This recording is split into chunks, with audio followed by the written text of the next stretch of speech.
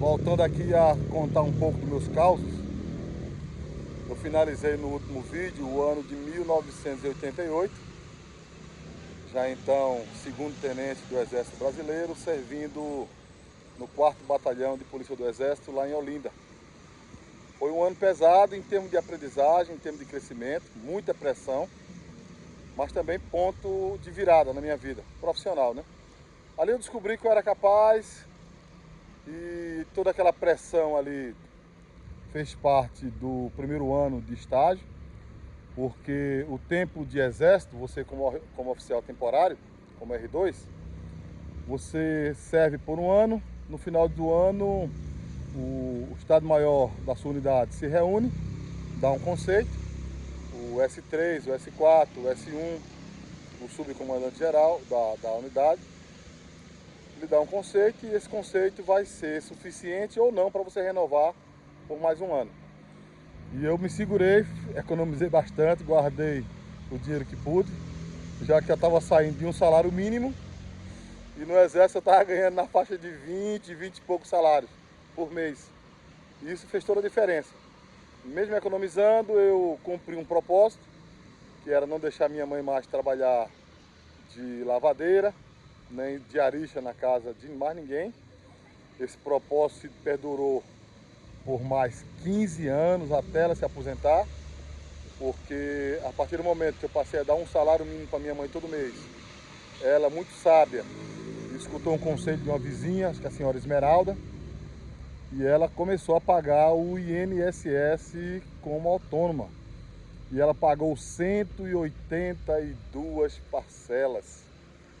E quando chegou na idade, ela estava prontinha para se aposentar sem nenhum problema. Deu para reformar a casa dela também. Fiz um quarto para mim. Muramos à frente da casa, fizemos uma varandinha. Trocamos toda a mobília. Mas em cima de um percentual que eu guardava, aliás, que eu tinha para gastar no mês.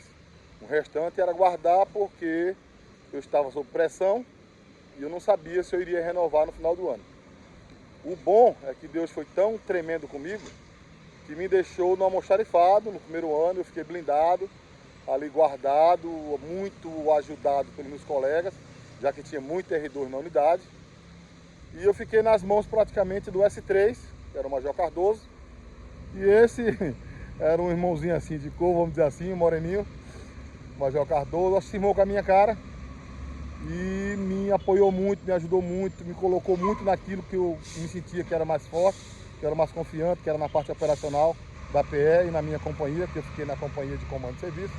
Ali eu fazia parte da rotina, da instrução, dos acampamentos, e nessa parte eu gostava, me sentia mais seguro e conseguia me destacar. Na área de logística, na área de intendência, essa eu teria mais dificuldade. Mas no almoxarifado eu não corri muito risco. Tinha um bom auxiliar, inclusive esse sargento que trabalhava comigo. Um era da banda de música, quase não contava com ele, mas o outro era um estudioso de direito na época. Tanto é que antes de eu sair da PE, ele já estava deixando aquela unidade, ele era um sargento de carreira, mas ele concluiu o curso de direito e logo em seguida passou para juiz e seguiu sua vida. Elson Zopelaro. Só que no ano de 1999, com a saída do aprovisionador, que passou no concurso da Polícia Federal, Antônio Carlos Dantas, aí eu tive que assumir o rancho. Aí fui pauleira. Final de 88 teve uma novidade muito boa também, que eu conheci a minha princesa, assim, de proximidade. Ela era uma jovem ainda com 16 anos. Os pais dela, seu Elias, Dona Maria, já conheciam meus pais, mas eu não tinha contato com a Eliane. Ela passou parte também da sua juventude em São Paulo e depois que chegou, em função das dificuldades que tinha em casa com o pai que era alcoólatra, assim também como eu, nós morávamos na mesma travessa lá no Alto da Brasileira, periferia do Recife, Nova Descoberta. O pai dela pedreiro, meu servente de pedreiro. Meu depois foi promovido para auxiliar de operador de batistaca, depois operador de batistaca nível 2, nível 1, melhorou um pouquinho, mas essa era a nossa realidade lá no Alto da Brasileira. E aí uma amiga nossa em comum, chamada Madaíse, era acho que um ano mais velha do que eu, 2, tanto é que ela estava numa série maior que a minha, mas às vezes a gente ia para o Rotary juntos, e a gente se conhecia bem. Ela, eu acho que na época namorava com um primo meu.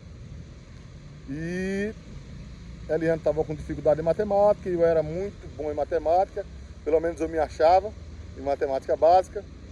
Eu fui professor de algumas pessoas lá no Alta Brasileira, e como as pessoas sabiam que eu tinha essa facilidade com matemática, aí a Madaíse me convidou, depois de falar com a Eliane, claro. A Eliane com 16 anos e mais um pouquinho, eu já estava com 20 e um pouquinho. Aí eu passei a dar aulas de reforço para a Eliane, acho que no final do ano de 88, começo de 89. E ela cumpriu o propósito dela, o objetivo dela, mas depois nós nos afastamos, assim, em termos de estar na rotina. Mas eu fiquei conhecendo a turminha dela, o grupinho dela, e sempre que possível eu estava junto com a galera, mas ainda sem nenhuma intenção, sem nenhuma outras intenções com a Eliane Ramos. Nesse ano de 89, na virada, eu consegui renovar meu estágio por mais um ano, motivo de muita alegria. Aí eu peguei o dinheiro que estava guardado, comprei um apartamento lá em Maranguape 1, que era meu projeto, meu sonho. Depois de várias tentativas de comprar uma casa no Alta Brasileira, não deu certo. Às vezes até estava tudo certo, mas aí alguém chegava e olha, o tenente de Dona Zefinha aí tem dinheiro, tá barata essa casa. Mas no final Deus não queria que eu continuasse no Alta Brasileira não. Tinha outros propósitos e outras coisas para mim em outro lugar. Aí eu comprei esse apartamento em Maranguape nesse final de ano. E tem um dado curioso também, é que eu não sabia dirigir, claro, nem moto, nem carro, nada. Não tinha nem bicicleta. Aprendi a andar de bicicleta, mas papai depois vendeu minha bicicleta, trocou por uma radiola velha. E eu peguei uma carona com um tio da Eliane, saindo da Igreja da Harmonia em Casa Amarela, depois de uma missa de 7º dia, se não me engano. Eu fui de moto para casa, de carona. E tomei a decisão no trajeto Casa Amarela, Alta Brasileira, tomei a decisão de comprar uma moto, porque precisava também trabalhar, precisava me deslocar cedo. Às vezes sair de casa muito cedo mesmo, pegando um ritmo aí de madrugada para poder chegar no quartel no horário. Tem que ter um transporte. Aí fui lá na Motoparques, acho que era isso aí o nome, nem me lembro bem. Lá no centro da cidade, um dia de sábado, olhei a moto, encontrei a moto, uma moto 1987, e eu estava comprando ela em dezembro de 88. Novinha a moto, novinha.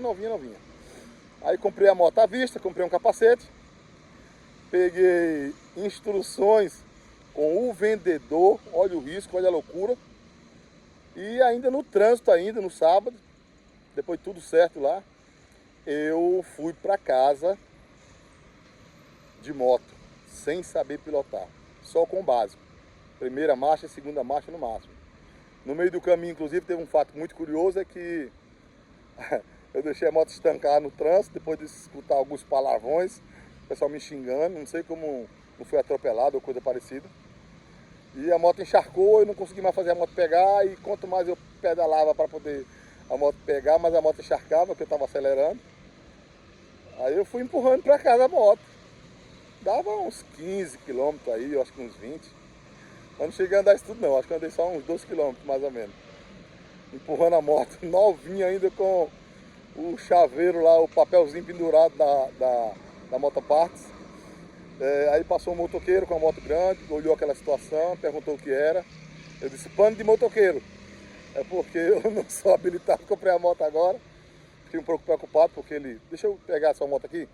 Aí eu fiquei preocupado, aí ele, não, pega a minha. Aí eu peguei a moto dele, que era uma 250, capacete inclusive. Aí ele pegou a moto, deu 2 lapadas assim na alavanca, sem acelerar. Aí depois pronto, a moto desencharcou e a moto pegou.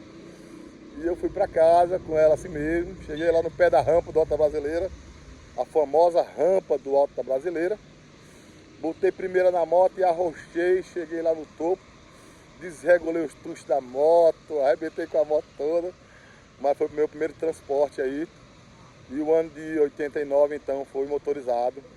E foi um ano já assim de mais crescimento, porque eu fui para aprovisionamento. Um desafio muito grande, cheio de história naquele rancho. Cheio de histórias mesmo. Inclusive esses 2 dias eu lembrei de uma, porque o comandante da unidade sempre ia primeiro para o rancho de Cabo Soldado para depois ele ir almoçar. E aqui ali um recruta levantava a mão dizendo que tinha uma lagartinha velha ali andando no alface, andando no tomate. Aí o sargento corria na frente, esmagava logo a lagartinha. Não, meu filho, isso aqui era um arroz. Você se enganou. Não, era uma lagarta. Cadê? Não, o senhor amassou. Sim, era arroz. Aí a gente se livrava dessas broncas dessa maneira. De vez em quando alguém, o cozinheiro recruta, botava sal na comida. Depois o cozinheiro titular botava sal de novo. Aí tinha que pegar assim um quilo de cebola, triturar no liquidificador, jogar dentro da comida para poder melhorar o sabor. Botar limão.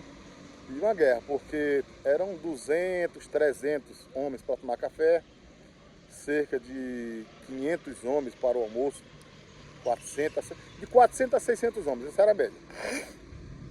Dependendo do dia, de companhia ter dispensado ou não, mas era um universo muito grande de militares para almoçar. Jantar caiu um pouco para uns 200, 250, mas era uma tropa assim, muito grande para a gente alimentar. Para se ter uma ideia, a minha equipe do rancho tinha cerca de 40, 45 militares. Um tenente, que era eu, ali o aprovisionador, o intendente, o especialista. Na verdade, eu estava aprendendo a ser especialista, porque teoria é uma coisa, prática é outra completamente diferente. Eu tinha, eu acho que um sargento na cozinha de cabo soldado, um sargento cozinheiro na cozinha dos oficiais de sargento, e tinha um sargento no depósito, tinha um cabo, e tinha mais 2 sargentos na minha equipe lá na parte administrativa, porque a parte contábil, tudo ainda na mão, nas fichas, precisava de um controle muito grande de toda essa estrutura. Sem falar que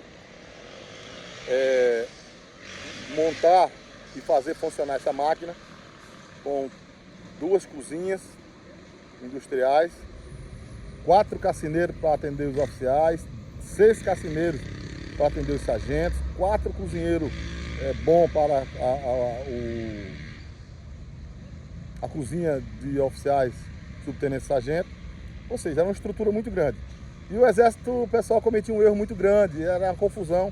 Depois que eu estava maduro foi que eu resolvi essa parada, vamos dizer assim. Porque o pessoal pegava aqueles mocorongos, aqueles que não sabiam marchar, que não tinham coordenação motora, e não dava para a tropa, que estava bagunçando o desfile das companhias, aí eles mandavam para o rancho. Aí imagine, os piores homens que ingressavam iam para a cozinha, iam para a retaguarda, ao invés de ir lá para outros setores, garagem, sei lá, saúde, comunicação, iam lá para o rancho. Aí eu comecei a pegar essas peças raras e colocar no cassino dos oficiais, inclusive, para servir. Aí aqui e ali um derrubava uma bandeja, aqui e ali um derrubava um copo. Aí quando me reclamava, eu já tinha maturidade para dar a resposta. Eu digo, olha, todo ano eu estou recebendo só recruta sem coordenação motora para trabalhar aqui na cozinha, na equipe de rancho, na equipe de aprovisionamento. E um homem sem coordenação motora, ele vai dar problema. Ele vai derramar um caldo de feijão quente em cima de um recruta, vai virar um copo ali no cassino e vai complicar um pouco aí a nossa vida. Mas enfim, esse ano foi fechado também. Eu gostava da atividade operacional, a PE tinha isso. Passei alguns anos aí tirando o serviço de 25 de agosto, dia do soldado, comandando tropa lá no Comando Militar do Nordeste, no Recife. O pessoal me botava de propósito, que sabia também que eu gostava, vibrava muito. Eu era vibrador, eu tirei o tempo de exército aí com muita garra, com muita determinação, com muita vibração, chamado de embusteiro muitas das vezes, mas eu gostava mesmo. Não vou negar não, eu era um apaixonado aí pela vida militar, depois que passei a gostar, me interessei muito. E aí eu encerro o ano de 1989, já no final do ano, já um dia brincando, eu soltei uma palavra para a Eliane que nem eu tinha noção dessa palavra, das consequências, porque a gente conversando lá no Alto da Brasileira, nesse ano aí de 99, eu cheguei e disse para a Eliane assim, Eliane, nós vamos namorar, nós vamos namorar, depois nós vamos nos casar, nós vamos ter 2 filhos, eu vou passar num concurso, eu vou ser funcionário público e nós vamos morar na cidade do interior. Não sei onde, mas isso vai acontecer. Moral da história, foi uma brincadeira ali meio sem graça, eu também não tinha noção do que eu estava dizendo. A Eliane foi para casa chorando, já há 17 anos, entendeu que tinha sido uma cantada muito barata nesse sentido, e eu também esqueci. Só que nos anos seguintes, no ano seguinte, aliás, de fato, nós começamos a namorar, talvez no final daquele mesmo ano, de 99 para 90, 89 para 90. E anos depois, talvez 10 anos, nós nos encontramos, aliás, nós lembramos dessa história, já morando na cidade de Santo Inês, casados, 2 filhos, funcionário público do estado, morando lá em Santo Inês. Se cumpriu tudo aquilo que eu tinha dito, e aí eu fecho o ano de 89, dando glória a Deus. Deus era comigo, eu não era com ele, e ele preparando o melhor para mim. Meus irmãos em casa encaminhados, a estrutura melhorou muito, porque com a renovação eu passei a ter maior flexibilidade. No final daquele outro ano eu comprei um Fusca, depois no outro ano troquei de apartamento, saí de Maranguape, vim para Rio Doce, e eu conto o restante dessa história no próximo vídeo. Valeu!